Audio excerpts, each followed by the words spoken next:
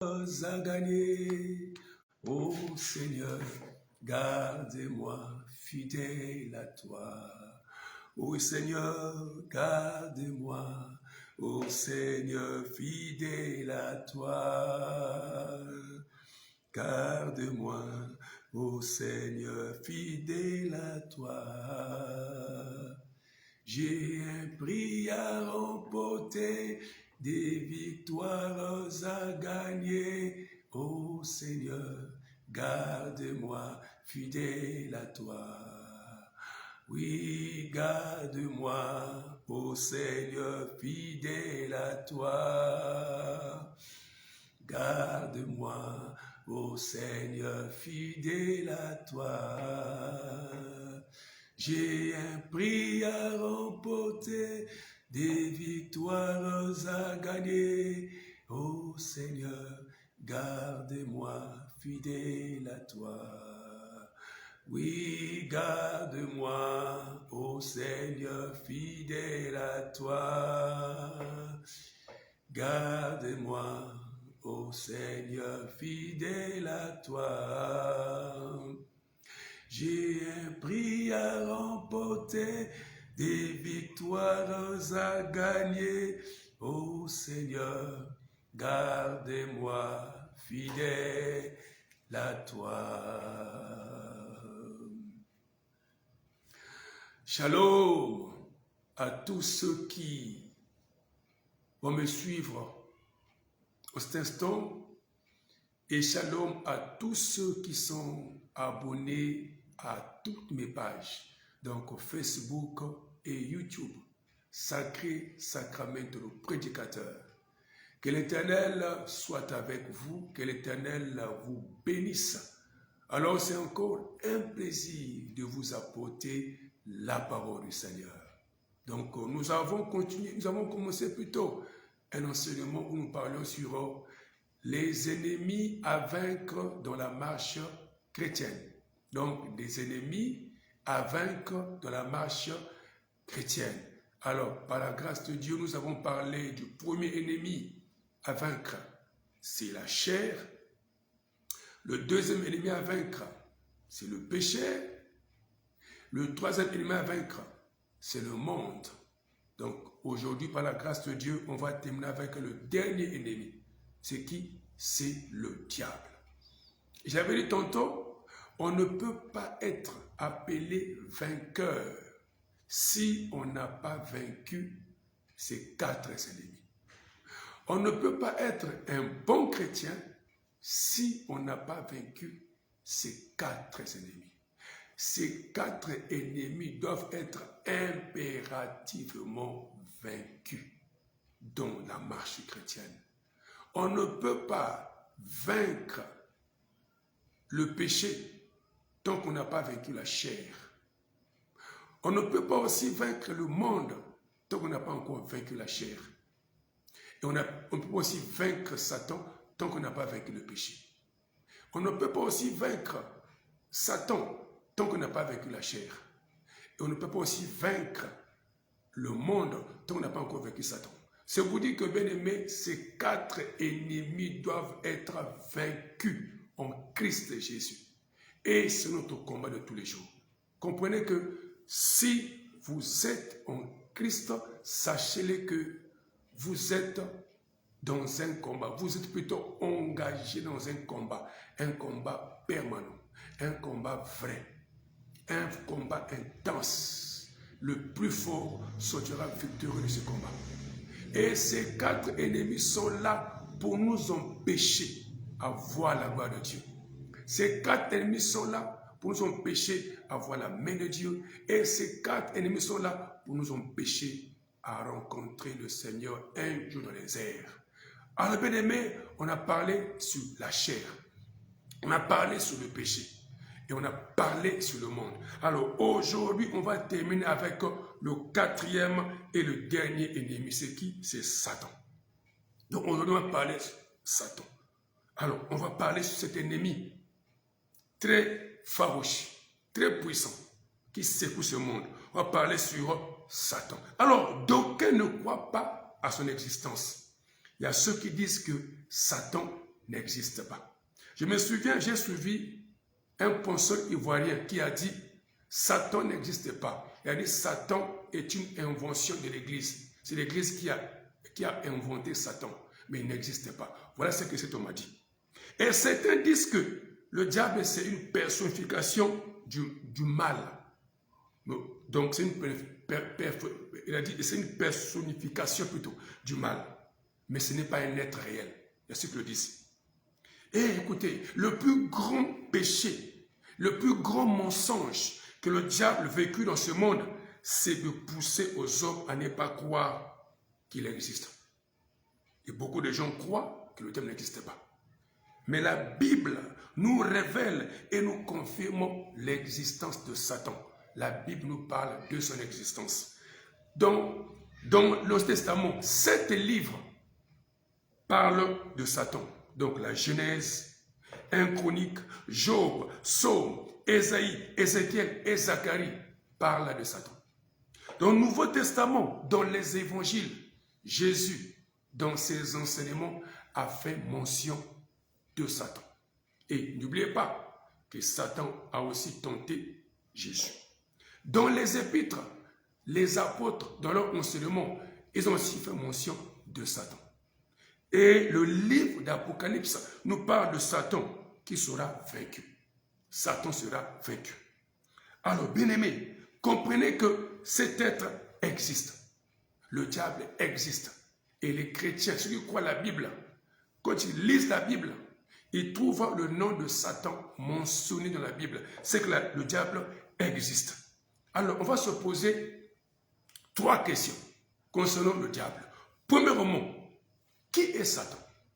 Qui est Satan? On va d'abord découvrir qui il est. Parce que la Bible parle de cet être. Qui il est?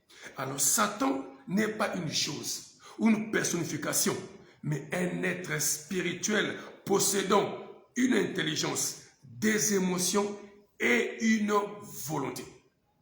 Voilà comment la Bible le décrit. Alors, concernant son intelligence, dans 2 Chroniques chapitre 11, le verset 3, il dit ceci. Toutefois, de même que le serpent séduisit Ève par sa ruse, je crains que vos pensées ne se corrompent et ne se détournent de la simplicité à l'égard de Christ. Donc, Satan, par son intelligence, arrive à faire quoi? À séduire les hommes, à séduire les... On a vu, après la création de l'homme, Satan, par son intelligence, a réussi à faire quoi? À séduire Ève, à la pousser à faire quoi? À désobéir à ce que Dieu avait dit. Donc, il a fait grâce à l'intelligence. Concernant ses émotions, après chapitre 12, le verset 17 dit, « Et le dragon fut irrité contre la femme, et cela fait la guerre au reste de sa postérité. » Ici, on parle des émotions, donc l'irritation, la colère. Donc, il se met aussi en colère. Et quand il se met en colère, il agit pour faire du mal. Et dans Luc chapitre 22, le verset 31, là on parle de son désir. Le Seigneur dit, « Simon, Simon, Satan vous a réclamé pour vous cribler comme le froment. » Donc son désir est de cribler et de détruire les croyants. Et concernant sa volonté, Ésaïe 14, verset 12 à 14 dit ceci. « Te voilà tombé du ciel, astre brillant, fils de l'aurore. Tu es abattu à terre, toi le vainqueur des nations. Tu disais en ton cœur, je monterai au ciel. J'élèverai mon trône au-dessus des étoiles de Dieu. Je m'assierai sur la montagne de l'assemblée et à l'extrémité de ce triomphe. Il dit, je monterai sur le sommet des nuées et je serai semblable au très haut. Regarde sa volonté. Il cherche à égaler Dieu. Il cherche à prendre la place de Dieu. Le diable cherche à renverser Dieu. Il veut qu'on puisse l'adorer comme on adore Dieu. Voilà sa volonté. Donc, faire chuter Dieu et prendre sa place. Il a toujours voulu égaler, être semblable à Dieu. Il veut qu'on adore comme on adore Dieu. C'est sa volonté. Et Satan, regardez, dans 2 Timothée chapitre 2, le verset 26, la Bible dit, « Et que, revenus à leur bon sens, ils se dégagent des pieds du diable qui s'est emparé d'eux pour les soumettre à sa volonté. » Donc le diable a une volonté. Et sa volonté, et c'est soumettre les hommes sous son autorité. Il veut contrer le monde, il veut dominer le monde. Et surtout, il veut prendre la place de Dieu. Il veut être adoré comme on adore Dieu. Voilà sa volonté. Alors, Satan a différents noms. Et par ce nom, il nous a dévoilé son œuvre, son caractère et sa personnalité. Donc la Bible nous décrit Satan au travers les noms qu'il porte. Et ces noms qu'il porte révèlent son œuvre, son caractère et sa personnalité. Alors on va découvrir quelqu'un de Satan. Premièrement, on appelle par le malin. Matthieu 13, le verset 19. Deuxièmement, il est le serpent. Genèse chapitre 3, le verset 1 à 3. Troisièmement, Satan. Ce nom signifie adversaire ou opposant. Après chapitre 12, verset 9, parce qu'il s'oppose à Dieu et aux hommes. Quatrièmement, le diable. Matthieu 4, verset 1, Ephésiens 4, verset 27. Ce nom signifie diabolos, qui veut dire le calomniateur. Cinquièmement, le tentateur. Matthieu 4, le verset 3. Il a commencé ce travail depuis l'Éden. Il est doué dans cette activité, surtout dans le domaine de la chair. Il tente les hommes. 6. Il est l'adversaire ou l'ennemi. 1 Pierre 5, le verset 8. Il dit que votre adversaire, le diable, donc le diable est l'adversaire ou l'ennemi des chrétiens. Il s'oppose à vous. Il vous combat. Il cherche à vous détruire, à vous ruiner. Huitièmement, il est le meurtrier. Jean 8, verset 44, Christ a dit qu'il a été le meurtrier dès le commencement. Dès le commencement, il a commis un meurtre. Donc, il a poussé l'homme à désobéir contre Dieu. 9, il est le prince des démons. Donc, c'est lui qui est le chef des démons. Tous les démons qui arrivent sur la terre, le diable est leur chef. Celui qui contrôle tous les démons. Matthieu 12, le verset 24. 10, il est le prince de la puissance de l'air. Ephésiens chapitre 2, le verset 22. 11, il est le prince de ce monde. Satan est le prince de ce monde. Tout ce qui se passe dans ce monde est gouverné, dominé, influencé par Satan. Donc la musique, la mode, l'économie, l'armée, la sécurité, l'informatique, les médias. Bien aimé, le diable contrôle tout ce qui se passe dans ce monde. Ce monde lui appartient. Jean 14, verset 30. Christ a dit Satan est le prince de ce monde. Et 12, il s'appelle Belzéboul. Matthieu 12, le verset 24. Belzéboul signifie le chef des mouches, encore le chef des démons. 13, il est le séducteur. Satan séduit les hommes et les femmes. 14, il est l'accusateur. C'est lui qui accuse les frères qui se méconduisent ou les sœurs qui se méconduisent. Et enfin, il est le dragon. Après chapitre 12, verset 10, on appelle par le dragon. Pourquoi? À cause de sa cruauté, à cause de sa méchanceté. Il est comparé à un dragon. Essayez de voir un dragon. Qu'est-ce qu'un dragon peut commettre comme dégâts? Si un dragon apparaît cette nuit dans une ville, sauf qui veut pourquoi? Le dragon cache le feu. Donc le diable, par sa cruauté, il est décrit comme le dragon. Voilà comment la Bible le présente. Voilà ce que Satan est. Alors, deuxième point, pourquoi vaincre Satan? Alors, pourquoi nous devons vaincre Satan? Pourquoi le chrétien doit vaincre Satan?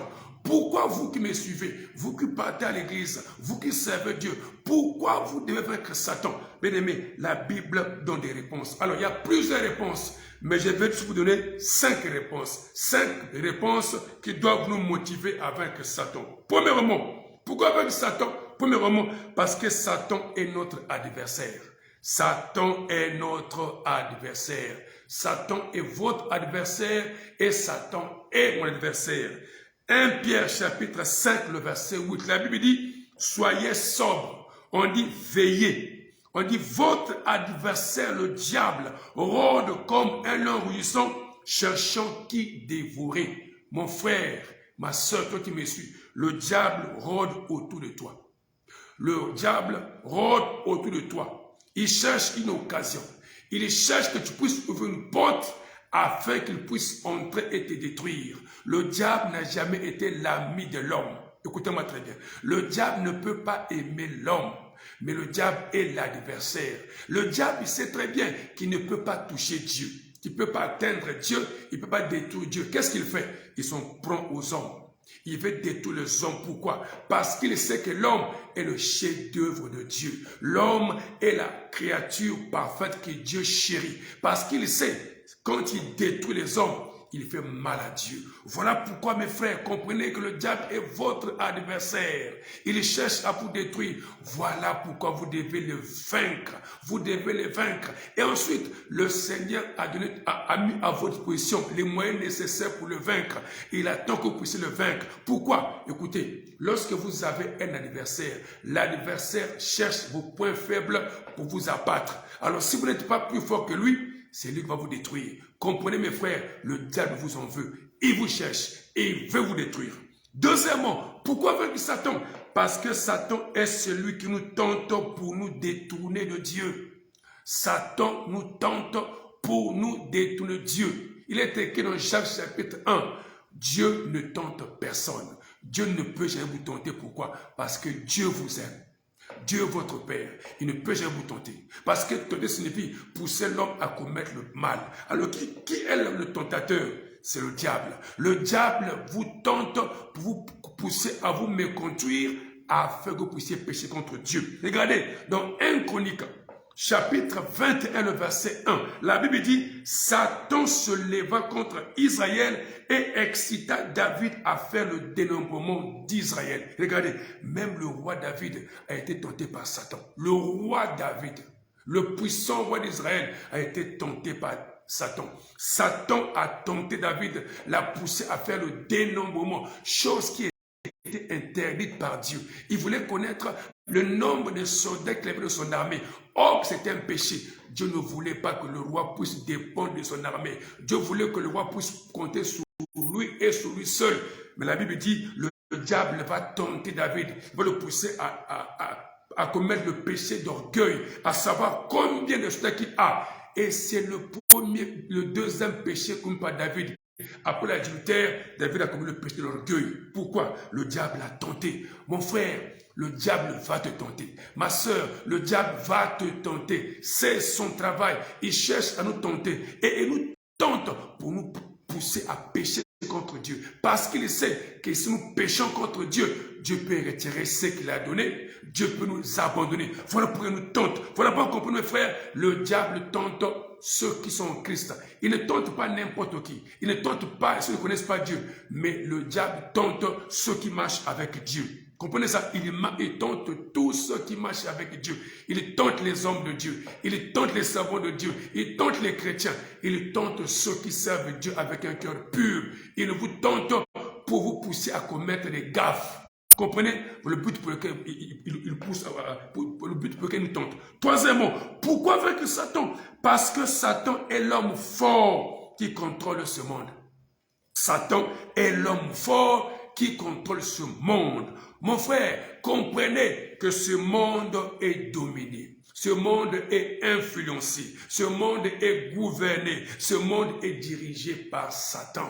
C'est lui qui gère tout ce qui se passe. Le monde entier est sous la puissance du malin. C'est que de la Bible. Dans Matthieu chapitre 12, le verset 29, Christ dit, ou comment quelqu'un peut-il entrer dans la maison de l'homme fort et piller ses biens sans avoir auparavant lié cet homme fort? Alors seulement il pillera sa maison. Ici, dans ce contexte, Christ parlait de Satan parce qu'il a chassé un démon. Les pharisiens ont dit qu'il a fait au nom de Belzéboul. Alors Christ dit, s'il a chassé le démon, c'est parce qu'il a lié l'homme fort. Il a vaincu leur maître. Voilà pourquoi il commence à piller sa maison. Bien-aimés, comprenez que Satan est l'homme fort de ce monde. Satan contrôle des familles. Satan contrôle des foyers. Il contrôle des vies. Alors, bien-aimés, on ne peut pas arracher tout ce que Satan détient tant qu'on n'a pas encore lié. Voilà pourquoi comprenez que pour piller Satan, il faut d'abord le lier. Et le lier, on dit c'est après l'avoir lié qu'on va entrer dans sa maison et piller sa maison. Alors c'est quoi sa maison? Sa maison peut être ce monde, sa maison peut être ta famille, ta maison peut être ton foyer, ta maison peut être sa vie. Alors, on ne peut pas le piller tant qu'on ne peut pas entrer sa maison tant qu'on n'a pas encore lié et piller ses biens. Alors, c'est quoi les biens de Satan? Les biens de Satan sont toutes les âmes qui détiennent captives. Posez-vous la question, combien de gens aujourd'hui sont esclaves de Satan? Combien de gens aujourd'hui souffrent entre les mains de Satan? Ils sont malades, ils sont pauvres, ils sont méprisables, ils sont déformés, ils ont des malformations. Ils souffrent, ils ne dorment pas la nuit, ils sont dans le cultisme, de la sorcellerie. Le diable détient beaucoup des âmes honte et sainte main. Voilà pourquoi nous devons le vaincre. Le seul moyen de libérer ces âmes, il faut d'abord vaincre Satan. Comprenez mes frères que nous sommes en guerre. Comprenez mes soeurs que nous sommes en guerre. Notre ennemi c'est Satan. On doit le lier. On doit le lier. Puis entrer dans sa maison et piller sa maison. Piller, libérer toutes ces âmes qui détiennent captives. Comme les femmes sont enchaînées dans les ténèbres. Comme les hommes sont enchaînés dans les ténèbres. C'est notre rôle. On doit se lever. On doit combattre. Parce que le Seigneur compte sur nous. Le Seigneur n'enverra jamais les anges pour libérer ses hommes. C'est à nous de combattre, de lier Satan, d'entrer dans sa maison et de piller ses biens. Voilà ce qu'on doit faire. 4 mots. Pourquoi vaincre Satan? Parce que Satan emporte la bonne sémence et il sème l'ivraie.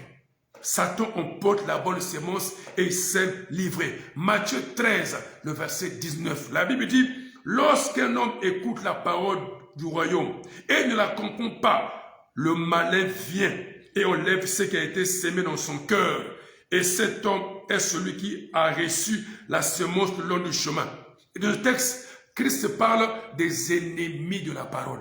Les ennemis de la parole. Parmi lesquels il y a la séduction, il y a la tentation, il y a les prix de ce monde, mais il y a aussi Satan. Satan est un ennemi de la parole.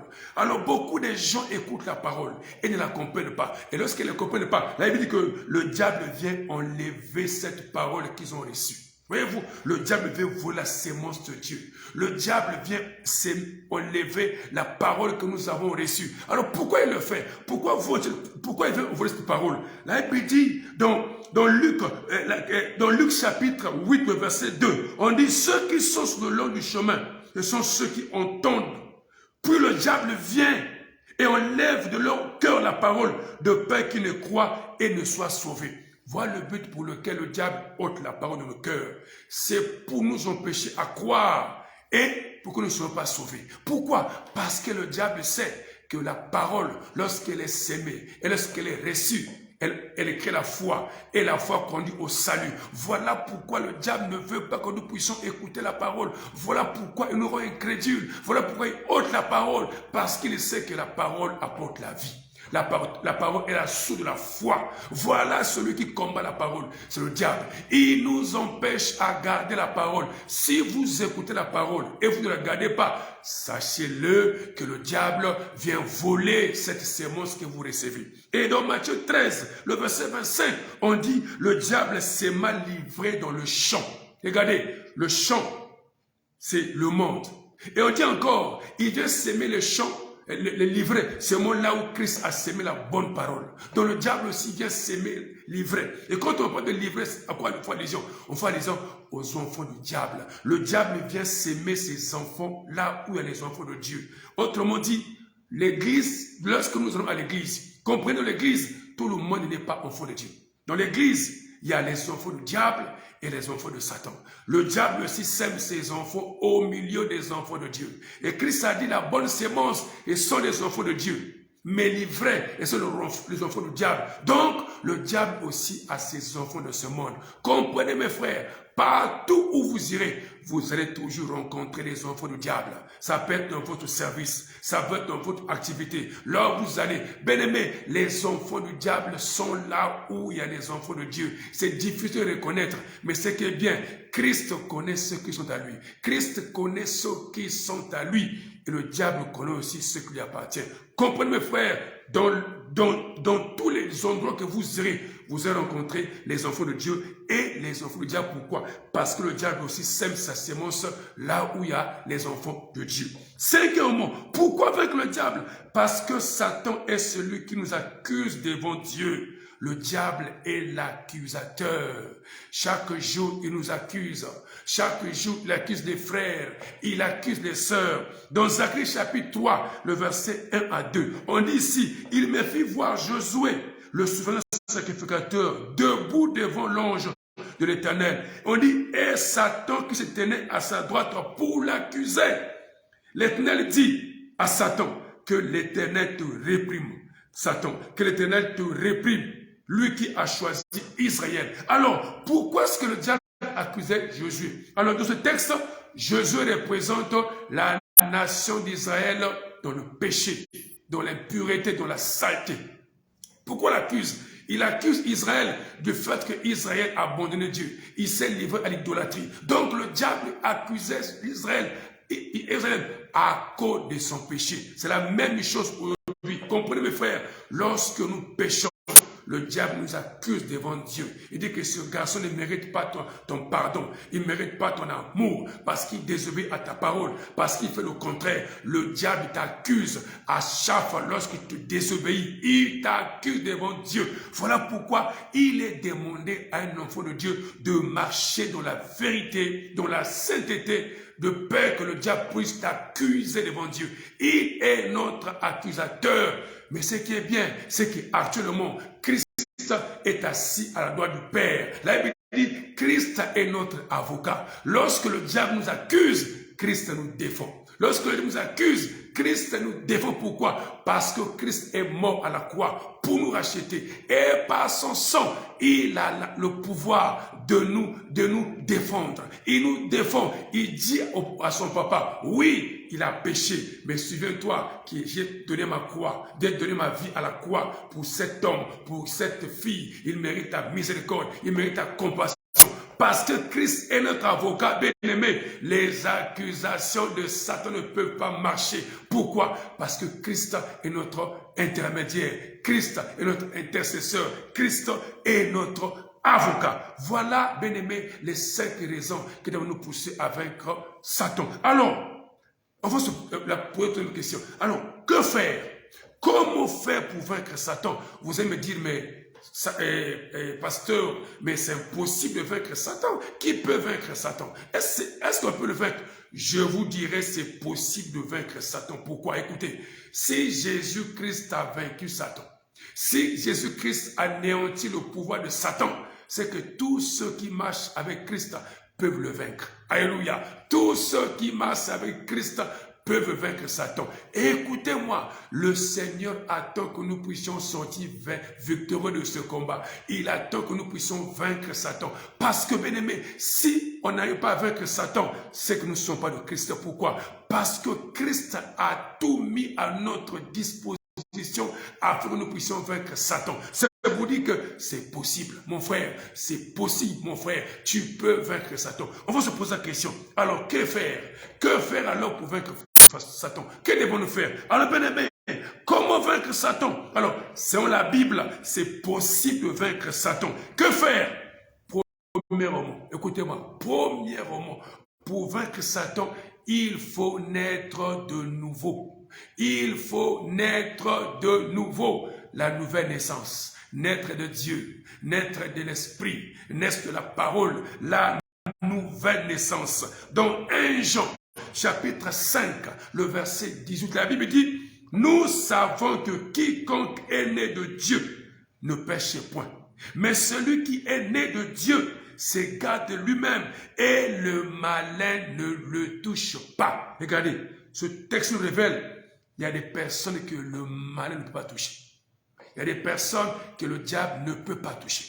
Mon frère, tu ne peux pas vaincre Satan tant que tu demeures encore dans le péché. C'est impossible. Tu ne peux pas vaincre Satan tant que tu demeures encore dans le mal. Parce que dans le mal, Satan te gère. Dans le mal, tu as accompli la volonté de Satan. La Bible dit, celui qui pêche est le diable. Si tu demeures encore dans le péché, tu peux être à l'église, qui que tu sois. Si le péché habite encore en toi, il est impossible de vaincre Satan. Mais pour vaincre Satan, bien-aimé, il faut naître de nouveau, la nouvelle naissance. Parce que ceux qui sont nés de Dieu sont ceux qui sont affranchis du péché. Et étant affranchis du péché, bien-aimé, nous avons mis le pouvoir sur Satan. Dans ce verset, il dit ceci, nous savons que quiconque est né de Dieu ne pêche point. Mais celui qui est né de Dieu s'égare de lui-même et le mal ne touche pas. Le texte, il y a 2 avantages. 2 avantages que nous recevons de nouvelle naissance. Premièrement, par nouvelle naissance, nous avons la victoire sur le péché. Deuxièmement, par nouvelle naissance, nous avons la victoire sur Satan. Satan ne peut pas toucher celui qui est né de Dieu. Celui qui est né de Dieu se garde lui-même et le malin ne le touche pas. Mon frère, si vous êtes né de Dieu, sachez que le diable vous connaît. Il sait que vous appartenez à Dieu. Il ne peut pas vous toucher sans l'autorisation de Dieu. Regardez dans Job chapitre 1. Regardez. Satan a demandé l'accord à Dieu pour toucher Job. C'est ce qui arrive aux enfants de Dieu. Mon frère, si vous appartenez à Dieu, ma soeur, si vous appartenez à Dieu, le diable ne peut pas mettre sa main sur vous sans recevoir l'accord de Dieu. Pourquoi? Parce que celui qui est né de Dieu est intouchable. Le diable ne peut pas toucher celui qui est né de Dieu. Il ne peut pas toucher celle qui est née de Dieu. Voilà pourquoi, mon frère, pour vaincre Satan, il faut la nouvelle naissance. Christ a dit, si vous naissez pas d'eau et d'esprit, vous n'entrerez pas dans le royaume de Dieu. Écoute-moi, mon frère, écoute-moi, ma soeur, le diable connaît ce qui appartient à Dieu. Le diable connaît ceux qui appartiennent à Dieu. Mon frère, tu peux être prédicateur, tu peux être chantre, tu peux être ancien. Ce que tu es, ce que tu as comme fonction ou comme don, comme grâce, c'est pas ça qui fait peur à Satan. Mais ce qui fait peur à Satan, c'est la position que tu occupes devant Dieu. Qui es-tu devant Dieu? Est-ce que Dieu te connaît? Bien-aimé, celui qui est né de Dieu, celui qui appartient à Dieu, le diable ne peut pas le toucher. Pourquoi? Parce que celui qui est de Dieu porte sur lui la marque de Dieu, le sceau de Dieu, le sceau d'appartenance à Dieu. Nous appartenons à Dieu. Voilà pourquoi le diable ne peut pas nous toucher. La nouvelle naissance nous met à l'écart. La nouvelle naissance nous protège de la puissance de Satan. Deuxièmement, comment vaincre le diable? Vous devez vous soumettre à Dieu. Vous soumettre à Dieu. Jacques, chapitre 4, le verset 7. Écoutez ce que l'apôtre Jacques dit. Il dit, soumettez-vous donc à Dieu. Résistez au diable et il fuira loin de vous. Écoutez mes frères, écoutez ma soeur, si vous n'êtes pas soumis à Dieu, si vous n'êtes pas soumise à Dieu, vous ne pouvez jamais résister à Satan. Si vous n'êtes pas soumis à Dieu, si vous n'êtes pas soumis, il vous est impossible de vaincre le diable. Pourquoi, bien-aimé? Parce que, écoutez, quand on dit soumise, la soumission, ces deux mots, on peut le diviser en deux. Soumission. Soumission. Donc, la personne qui est soumise à Dieu est celle qui est sous mission de Dieu. Il est sous mission de Dieu. Alors, parce que tu es sous mission de Dieu, la Bible dit, il dit, à cause de ça, on peut résister au diable. Celui qui peut résister à Satan est celui qui se soumet à Dieu. Je te pose la question, est-ce que tu es soumise à Dieu? Est-ce que tu es soumis à Dieu? Toi qui me suis, toi qui me dis, qui va à l'église chaque jour, est-ce que tu es soumis à Dieu? Mon frère, si tu n'es pas soumis à Dieu, ma soeur, si tu n'es pas soumise à Dieu, tu ne peux pas résister à Satan, parce que Satan est fort, Satan est puissant. Mais pour lui résister, il nous faut l'aide de Dieu. Celui qui est soumis à Dieu a en lui le pouvoir, l'identité, la force de Dieu. Parce que Dieu est en nous, on a le pouvoir de résister à Satan. Bien-aimé, si vous n'êtes pas soumis à Dieu, vous ne pourrez jamais le résister. Parce que Satan, bien-aimé, peut vous faire chuter. Satan fait chuter tous ceux qui marchent selon eux, qui ne se soumettent pas à Dieu, qui veulent marcher comme ils veulent. Ceux-là, bien-aimé, ils tomberont en son pouvoir. Mais celui qui est soumis à Dieu, celle qui est soumise à Dieu, la Bible dit, elle va résister au diable. Il va résister. Et puisque nous allons lui résister, la Bible dit, il s'enfuira loin de nous. Alléluia. Bien-aimé, le diable s'enfuit dans la vie de tous ceux qui résistent à Dieu. Qui sont soumis à Dieu, pardon. Lorsque vous êtes soumis à Dieu, bien-aimé, le diable ne va jamais vous résister. Il va s'enfuir. Pourquoi? Parce que la soumission à Dieu est une force de résistance contre Satan, notre adversaire. Troisièmement, comment vaincre le diable? Bien-aimé, vous devez revêtir les armes de Dieu. Vous devez revêtir les armes de Dieu. Voilà pourquoi Ephésiens chapitre 6, le verset 10 à 20, nous parle des armes spirituelles. Écoutez-moi très bien, le diable est un esprit. Le diable est un esprit. On ne peut pas combattre le diable avec des armes physiques. Il nous faut des armes spirituelles. Voilà pourquoi le Seigneur nous a dotés de toutes les armes suffisantes pour détruire le diable. Le Seigneur a investi en nous des armes puissantes qui ne viennent pas de ce monde, mais qui viennent de Dieu.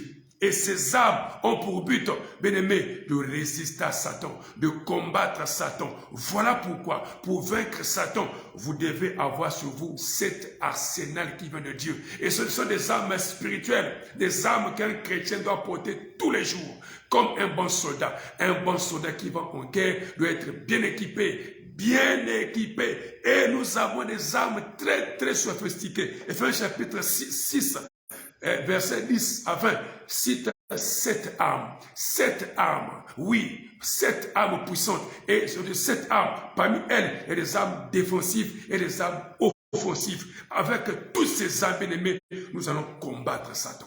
Nous allons vaincre Satan. Voilà pourquoi, bien-aimés, vous devez avoir sur vous les armes spirituelles. Les armes spirituelles. Lisez Ephésiens chapitre 6, verset 10 à 20.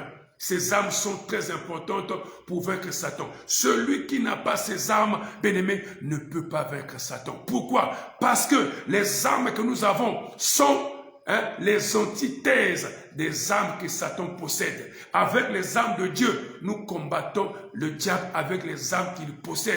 Le diable aussi est armé. Comprenez mes frères, pour vaincre le diable, on doit porter ces armes qui sont mentionnées dans Ephésiens chapitre 6, le verset 10 à 20. Quatrièmement, comment vaincre Satan? Vous devez être dirigé et rempli du Saint-Esprit.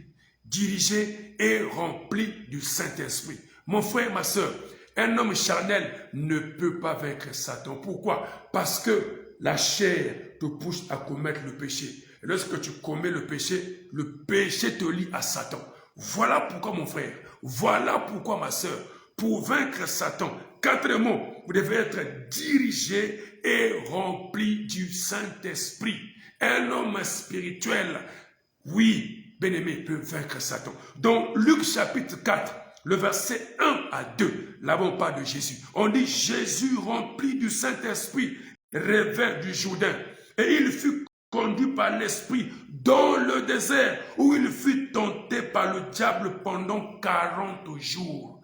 La Bible dit, Satan a tenté Jésus pendant 40 jours.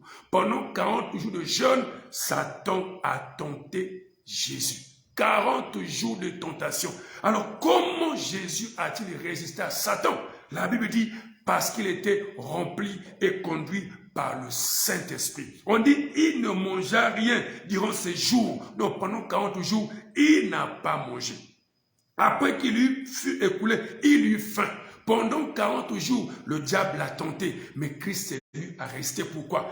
Parce qu'il était rempli du Saint-Esprit. Oh bien-aimé, c'est un combat spirituel. Voilà pourquoi le Seigneur savait que l'ennemi est spirituel. Voilà pourquoi il nous envoyait son esprit. Il a dit, je ne vous laisserai pas des orphelins, mais je vous enverrai un consolateur. Pourquoi? L'une des raisons est que, parce qu'il sait que nous avons un puissant adversaire, c'est un esprit. Il nous faut l'esprit supérieur. Voilà pourquoi il appelle cet esprit l'esprit qui vient d'en haut, la puissance d'en haut, qui vient pour nous aider à vaincre Satan. Bien-aimé, tu ne peux pas vaincre Satan si tu marches par la chair, c'est impossible, parce que la chair est faible. Voilà pourquoi, pour vaincre Satan, il faut vivre, marcher par l'esprit. Voilà pourquoi un bon chrétien, chaque jour, il doit chercher la plénitude du Saint-Esprit. Rechercher la plénitude du Saint-Esprit. Parce que, avec l'aide du Saint-Esprit, nous allons vaincre Satan. Mon frère, ma soeur, chaque jour, doit être rempli de l'esprit. Doit être rempli parce que celui qui est rempli de l'esprit domine la chair. Lorsqu'on domine la chair, on ne pourra pas pécher. Lorsqu'on est rempli de l'esprit, le monde ne peut pas nous attirer. Lorsqu'on est rempli de l'esprit, le diable ne peut pas nous vaincre. Voilà pourquoi, bien-aimé, mon frère, ma soeur, cherchez chaque jour la plénitude du Saint-Esprit. Et pour terminer, comment vaincre Satan? Vous devez vous fortifier dans la prière. Fortifier dans la prière. Mon frère, le diable n'a pas peur de ceux qui parlent sous la prière. Le diable n'a pas peur de ceux qui ont scellé sous la prière. Le diable n'a pas peur de ceux qui parlent de la prière. Mais le diable a peur de ceux qui prient. Mon frère, ma soeur, écoutez-moi très bien. Un homme de prière, une femme de prière fait trembler le royaume de Satan. Un homme de prière, une femme de prière fait trembler les ténèbres. S'il y a une arme que le diable ne supporte pas, c'est quoi? C'est la prière. Avec la prière, nous allons détruire la sorcellerie. Avec la prière, on va détruire le cultisme. Avec la prière, on va détruire la magie. Avec la prière, on va détruire toute force mystique. Voilà pourquoi le diable empêche beaucoup de chrétiens à prier. Si vous ne priez pas, sachez-le, le diable vous a eu. Il vous a vaincu. Pourquoi? Parce qu'il sait, lorsque vous priez, vous êtes plus fort que lui. Lorsque vous priez, vous êtes plus fort que lui. Voilà pourquoi le diable vous empêche à prier. Écoutez-moi, lorsque le diable veut détruire une église, qu'est-ce qu'il fait? Ils sont prompts à l'intercession. Ils commencent par la prière. Pourquoi? Parce qu'il sait, lorsque une église ne prie plus, elle est morte et elle est vaincue. Et Satan règne dans toute église où il n'y a pas la prière. Satan règne dans tout foyer où il n'y a pas la prière. Satan règne dans toute vie où il n'y a pas la prière. Si vous ne priez pas, vous êtes déjà vaincu par Satan. Quelqu'un a dit, celui qui ne prie pas a fait la paix avec Satan. Mon frère, comprenez-moi, pour vaincre Satan, vous devez vous fortifier de la prière. Dans Matthieu chapitre 6, le verset 13, Christ a dit, ne nous induis pas en tentation, mais délivre-nous du mal, car c'est à toi qu'appartiennent dans tous les siècles, le règne, la puissance et la gloire. Amen. Ici, les disciples ont posé la question à Christ. Ils ont demandé à Christ, apprends-nous à prier. Ici, il apprend à ses disciples comment prier. Et dans cette prière, il leur dit aussi, vous devez prier que le Seigneur puisse vous délivrer du malin. Voyez-vous, par la prière, nous sommes délivrés du malin. Voilà pourquoi, mon frère, voilà pourquoi, ma soeur, vous êtes appelés à demeurer dans la prière. Parce que dans la prière, vous avez le pouvoir sur le diable. Vous avez le pouvoir sur le cultisme. Celui qui prie est capable de tout. Celui qui prie a le pouvoir sur l'homme fort. Celui qui prie a le pouvoir de renverser les forteresses. Celui qui prie a le pouvoir de détruire les hommes des ténèbres. Voilà pourquoi Christ nous a appris à prier. Voilà pourquoi Christ priait. Et voilà pourquoi il nous enseigne à prier. Parce qu'il sait, celui qui prie est plus fort que le diable. Le diable a peur des hommes de prière. Le diable a peur des femmes de prière. Le diable a peur d'une jeunesse en prière. Voilà pourquoi, bien aimé, vous devez prier. Alors voilà les 5 raisons qui peuvent. Voilà comment nous pouvons vaincre le diable. Alors, voilà ces 4 ennemis. Ces 4 ennemis. Alors, pour conclure mon enseignement, conclusion, celui qui sortira vainqueur de ces 4 ennemis sera couronné. Alors, mon frère, j'ai commencé à parler par la chair. On doit vaincre la chair. On doit vaincre le péché. On doit vaincre le monde. Parce que celui qui croit en Dieu ne peut plus être esclave du monde. Et quatrièmement, on doit vaincre Satan. Mon frère, ma soeur, et je le redis encore, si vous n'avez pas vaincu ces 4 ennemis, vous êtes inutile pour Dieu. Il ne vous connaît pas, vous ne servez à rien. Si vous n'avez pas vaincu ces 4 ennemis, vous n'aurez pas part au royaume des cieux. Si vous n'avez pas vu ces 4 ennemis, votre nom ne sera jamais écrit dans le livre de vie. Voilà pourquoi la Bible dit, celui qui vaincra sera couronné. Celui qui vaincra sera récompensé. Vaincre qui et quoi? Vaincre ces 4 ennemis. Alors mon frère, alors ma soeur, comprenez que le Seigneur a investi en vous.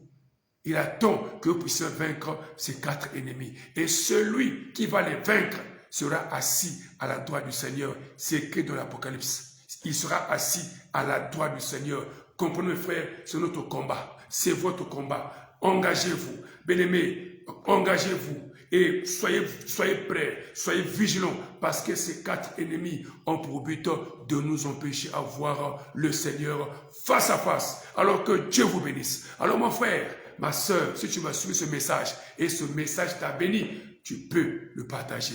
Mais aussi, tu peux t'abonner sur ma page Facebook et aussi YouTube, Sacré Sacrament, le prédicateur.